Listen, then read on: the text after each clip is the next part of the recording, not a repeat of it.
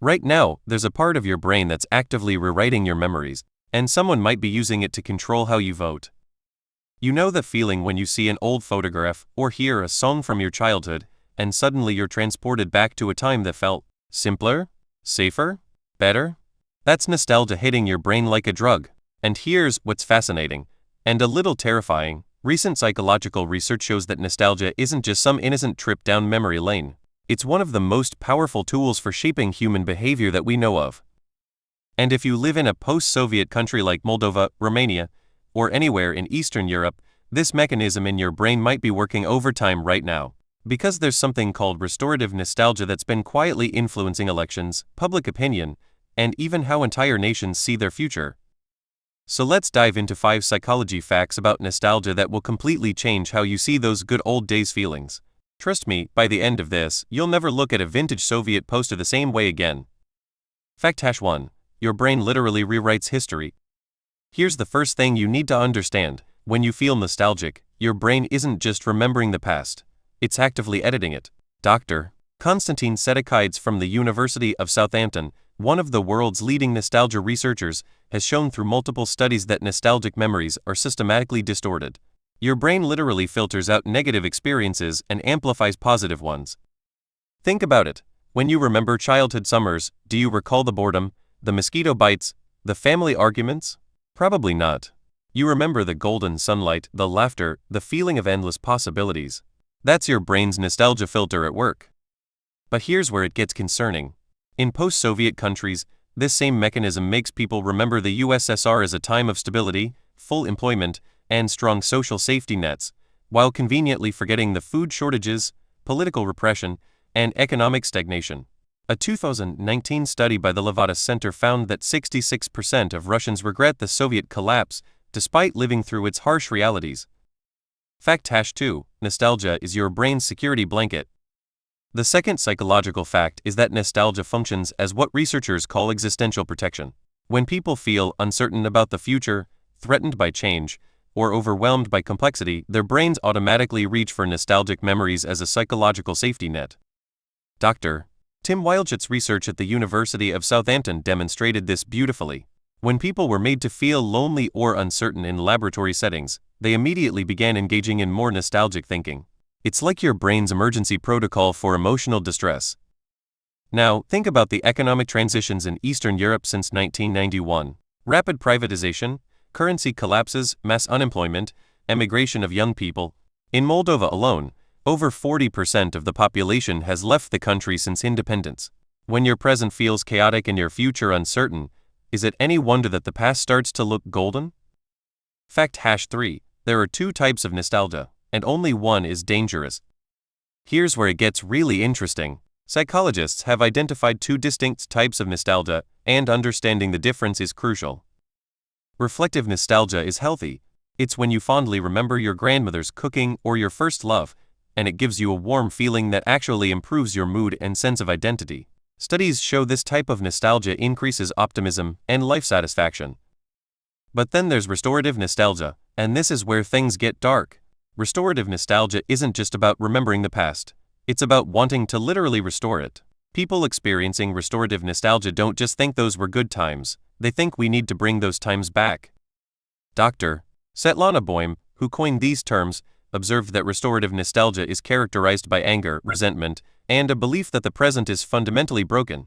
Sound familiar? This is the psychological mechanism behind Make America Great Again, Brexit's promises to restore British sovereignty, and yes, the appeal of pro-Russian political parties across Eastern Europe. Fact hash 4. Nostalgia makes you vulnerable to manipulation. The fourth fact is perhaps the most unsettling. Nostalgic people become significantly more susceptible to persuasion and manipulation. When your brain is in a nostalgic state, it actually reduces critical thinking and increases what psychologists call social proof, your tendency to follow what others are doing. A 2018 study published in the Journal of Consumer Psychology showed that people feeling nostalgic were 40% more likely to make impulsive decisions and 60% more likely to trust authority figures who promised to restore something from the past. This isn't an accident. Political strategists know this. In Moldova's recent elections, pro-Russian campaigns didn't just promise better economic policies, they promised to restore the dignity and stability of the Soviet era. They use specific nostalgic triggers, old photographs, familiar symbols, references to when neighbors trusted each other. Fact #5.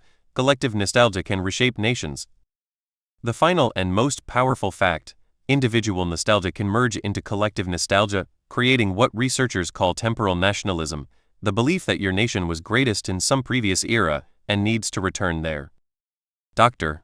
Russell Bornstein's research on post-Soviet societies shows that this collective nostalgia becomes a form of social identity. People don't just miss the past, they begin to see anyone who doesn't share their nostalgic view as a threat to their group's survival. This is how nostalgia becomes a political weapon. When enough people share the same edited memories of the past, those memories become truth, regardless of historical facts.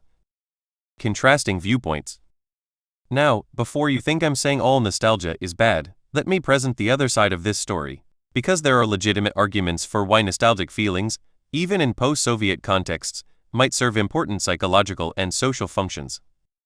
Dr. Christine Bacho from Le Moyne College argues that nostalgia is fundamentally about continuity and meaning-making. When societies undergo rapid change, nostalgic feelings help people maintain psychological stability and cultural identity. From this perspective, post-Soviet nostalgia isn't manipulation, it's emotional survival. There's also the argument that dismissing nostalgic feelings as false memory ignores real losses. Yes, the Soviet system had serious problems, but it also provided certain securities that genuinely disappeared: guaranteed employment, free healthcare, subsidized housing. When people feel nostalgic for these aspects, they're not being manipulated, they're grieving real losses. Some researchers, like Dr. Maria Todorova, argue that Western academics are too quick to pathologize post-Soviet nostalgia because they don't understand the specific traumas of transition. The 1990s brought genuine hardship to millions of people. Is it really false nostalgia to remember when basic needs were met? So where does this leave us? The truth, as always, is complex. Nostalgia is neither inherently good nor bad. It's a powerful psychological mechanism that can serve healthy functions or be weaponized for manipulation. The key is developing what I call nostalgic literacy, the ability to recognize when your nostalgic feelings are helping you connect with your identity and values, versus when they're being triggered to bypass your critical thinking. Here's what healthy nostalgia looks like. It connects you to positive values from the past that you want to carry forward, but it doesn't make you want to literally recreate past systems. Unhealthy nostalgia makes you believe that going backward is the only way forward. Questions. This brings us to some bigger questions that I want you to think about. If our brains naturally edit our memories to be more positive, how can we ever trust our feelings about the past?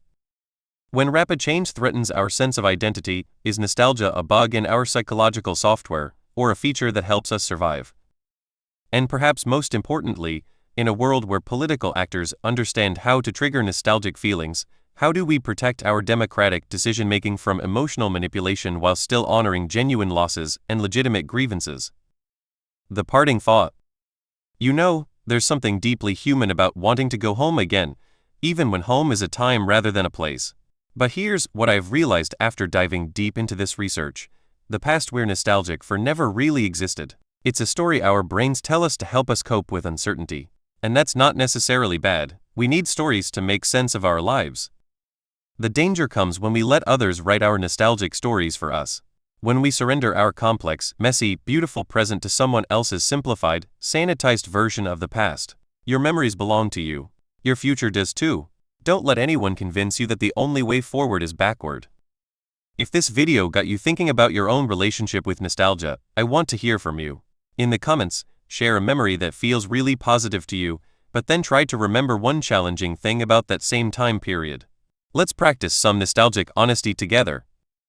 And if you're interested in understanding more about how psychology shapes politics and society, make sure to subscribe and hit that notification bell.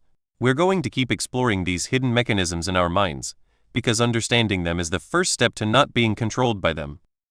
Thanks for watching, and I'll see you in the next one.